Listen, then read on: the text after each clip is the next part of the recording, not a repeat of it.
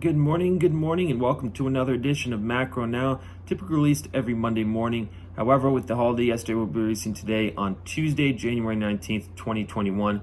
My name is Alexander Turro, Senior Market Strategist here at RJO Futures, where we contextualize the rates of change of growth and inflation, not only here domestically, but globally as well within the context of the prior week. So with that said, we'll start with the global currency market. You had the US dollar index bounce 0.7% on a counter trend bounce to lower highs, but has continued to fall earlier in the session today.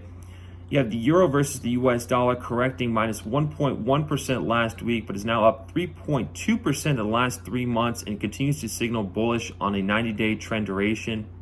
You have the yen versus the US dollar actually up 0.1% on the week last week and remains bullish on both a 15-day as well as in a 90-day trend duration.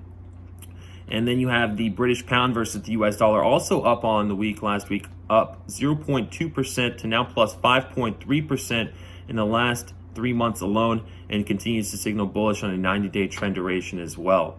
And so the main takeaway here in terms of global currencies relative to the dollar is that even on a dollar up week, you have plenty of other currencies that continue to outperform, which now brings us to commodities. You have the CRB index now continue to reinflate another 1.1% last week, taking its 3-month inflation now to 15.5%. Breaking that down in terms of oil, WTI, that inflated 0.2% last week, taking its 1-month and 3-month inflation now to 9.6% and 25.1% respectively.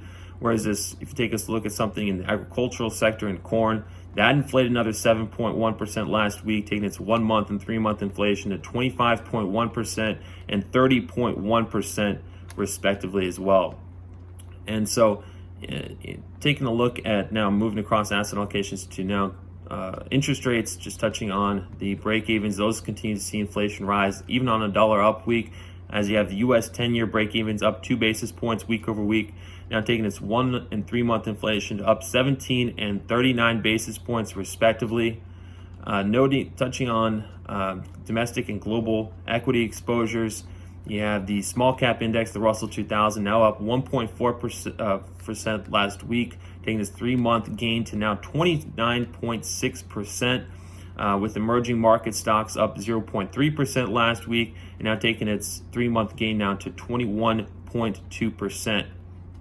And so as a full cycle investor, as far as asset allocations, you want to continue to short deflation and duration rate sensitivity. As if you look at something like energy, that was up another 3.2% last week, taking its 1-month and 3-month inflation out to 5.7% and 38.4% respectively, versus something like gold, which is now down minus 4.2% in the last 3 months alone.